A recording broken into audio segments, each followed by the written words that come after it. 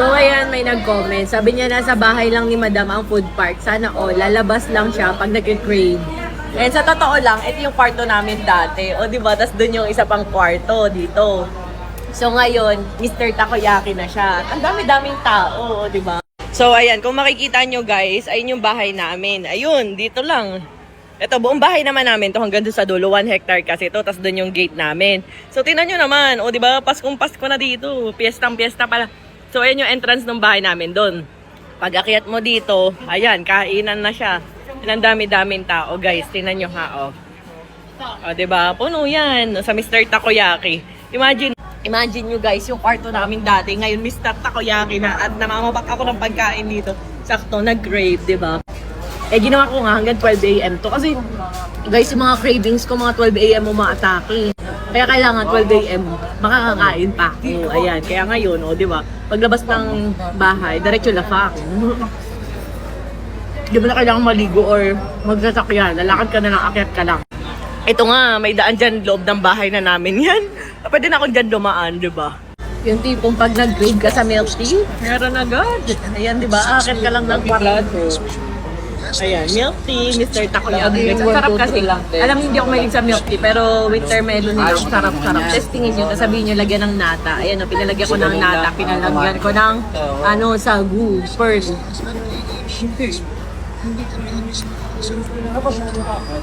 May sarap. Hindi siya ganun katamis, sakto-sakto lang. 128. Perfect. Ang mahal naman yun. Parang katratuan na ng KDB.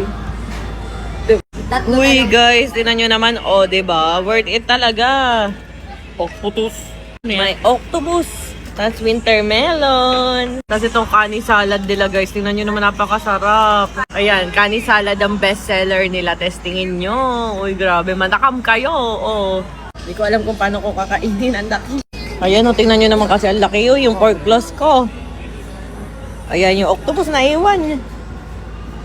Unahin ko muna to. Yan, ang aking favorite talaga na cheesy nacho.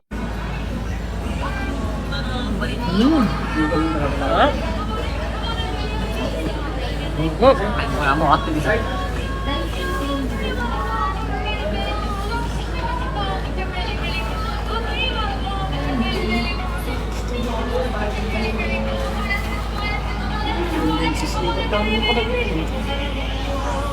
Tapos, pagkas kumain, state, mababa lang ako direct sa tulog, ganon.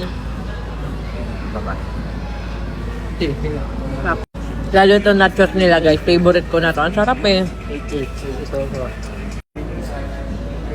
May 49 per game yung bilyaran mo. Yung ano yun? Ayun guys, kain tayo. Ang sarap.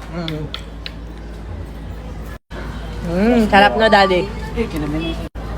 Sarap guys. Pero ang gusto ko talaga dito, ito. Sarap. Init. Init? Sarap. Pati sauce nila masarap. Oo, ano to? Octopus. Sambu. Baby octopus.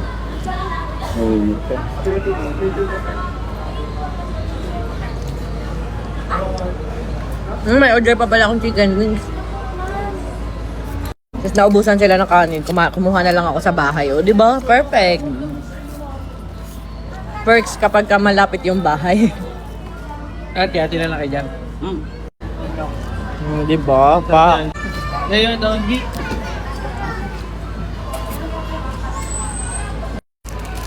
Ito, bit-bit ko to.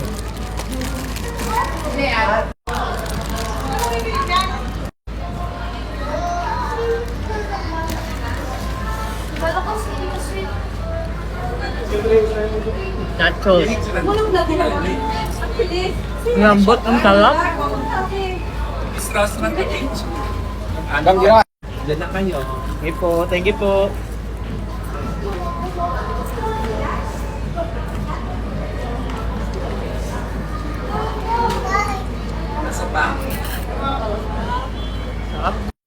Siyempre, lalo na ginusto ba ng may-ari? Sarap. Pagkain dito sa Mr. Takoyaki, walang tapon. At masarap. Basta dito sa Pamos Food Hub, Akit lang kayo dito second floor, dito na yan. Tanyo yung daming tao, punong-puno nga. O, doon kasi aircon doon eh. Ayan na guys, ang sarap.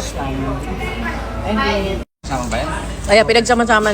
Ayan, kunin ko yung akin. Akin kasi itong teriyaki ang gusto ko guys. Ayun, ang sarap kasi. Kanina kinakain ko lang.